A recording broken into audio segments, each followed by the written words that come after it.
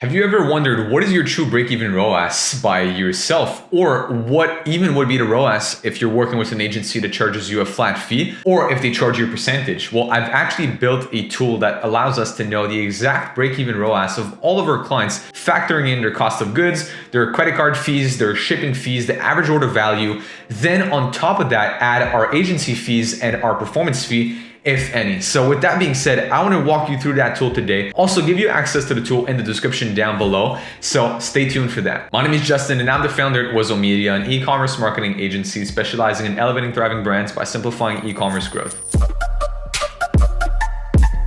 So to get straight into it, this is the tool that I have right here. It's actually a modified version of a tool that I was initially sent last year by a good friend. Made it our own, and the main part that we've actually added was this part as an agency right here at the bottom, because I do feel like it's important for an e-commerce brand to know their margins with and without an agency. So with this said, how to use that tool? As it says at the top right here, you want to fill any orange cells with your brand's numbers. So here, AOV, what is the average order value that you have right here? Well, perfect. Let's take a look at that. So AOV would be, in this case, let's just say we're talking about imaginary store. Let's just say your AOV is 50 bucks. So we put 50 bucks. Then cost of goods. So for your cost of goods right here, you want to look at all of your SKUs and make an average margin. So in that case, let's just assume the average cost of goods is 43%. Now, not to confuse cost of goods and margins. A lot of people do, funny enough, which I don't know how people are able to confuse that, but I want to make the difference. Cost of goods. So basically this is how much does it cost you to produce your goods. So I'm gonna give you a straight example. You're selling a pen for $15.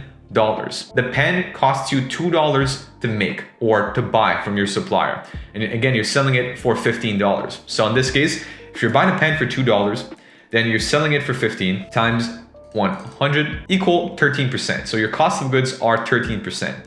Where what would that mean for your margins? Your margins would be the opposite of that, which your margins would be 100 minus 13%, which is your cost of goods. You'd be at 87% margins. In this case, what we want is not the margins, it's the cost of goods. So as an example, I'm just gonna put 13% right here for the cost of goods. Then credit card fees, you can actually add right here what would be the typical credit card fees. So it's going to be depending on, we can just put 2.5 as an example right here. Shipping costs, let me just put 1, and again, I'm just going to put 1 also right here. So percentage cost would be an additional 9.26. Then that pretty much makes up your whole margins, right? Right here, agency service fee and performance fee.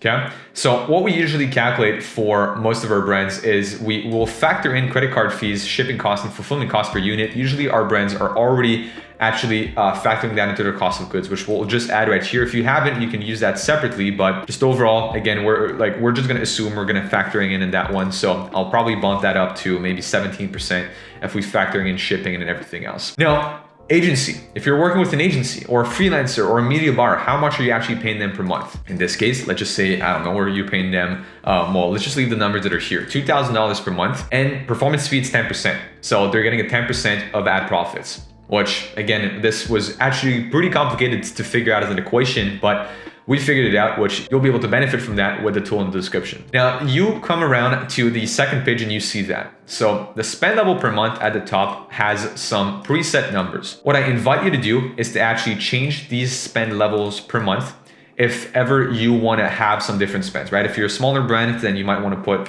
I don't know, $6,000 right here and figure out what would be a break even. And then you basically put your spend levels, okay?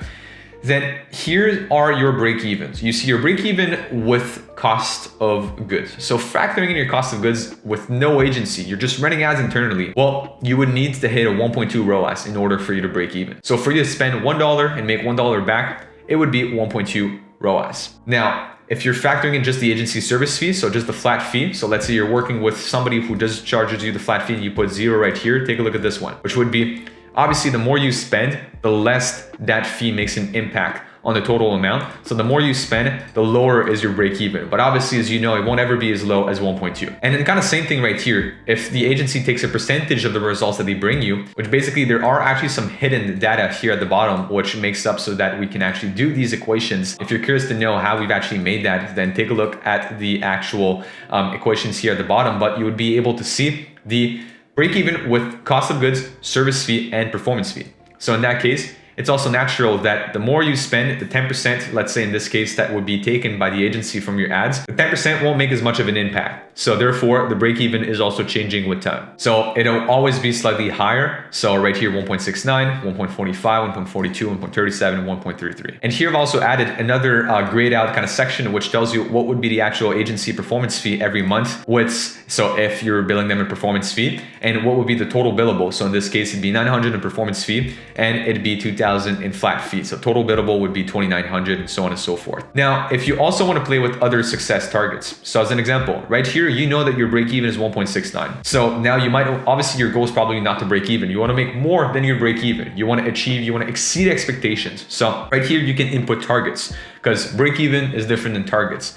So your success target might be, you want to achieve a 3x. So what if you do achieve a 3x right here, then what would actually be the fees? Well, first of all, right here, you'd be able to see it here at the bottom. Agency fees are also going to be changing based on that. You're going to be able to see your gross profit, and then here your net profit post cost of goods and ad spend, and then here your net profit post cost of goods, ad spend, and agency. So actual net profit, but after everything that you've done. Last but not least, as you see, the AOV that is here at the bottom is never going to change, right? It's always the same AOV that we've inputted on the first sheet. But what will change is the required amount of transactions to actually hit that goal. So the more, obviously, the more you spend, well, then the more purchases you'll actually need. So I'll actually double check the sheet, because I believe there's slightly a problem right here with the numbers. But with that being said, you also have your CPA target right here, which tells you what is your cost per acquisition you want to aim for to at least break even or more, in this case, based on the success target that you've put in to achieve, with your ads. And if you're listening to this video and you're an e-commerce brand making at least $50,000 per month, and you want an agency who's actually looking into these numbers, who knows what targets they need to hit, and is always consistently looking at your margins and making sure that you are above profitability, then let's talk. Pencil in a chat right down below in the description. Click on the Calendly link and let's talk. So on that call, we'll see if you're a good fit for one of our e-commerce marketing programs and help you scale through paid ads. So if not, if you're just a marketer or you're an e-commerce brand owner making less than $50,000 per month, then I invite you to join our free Facebook group in the description down below. And when you apply, make sure that you answer all questions, because we want to make sure we have the highest quality of group members within that group to allow myself to have the time every day to respond back to any questions that you guys may post within that group. I've analyzed some websites, I've analyzed ad campaigns, some strategies in the past. So again, you can ask any questions that you want within that group. On that note, make sure you also check out other videos on the channel for some more useful e-commerce marketing tips, and I'll see you guys in the next video. Peace.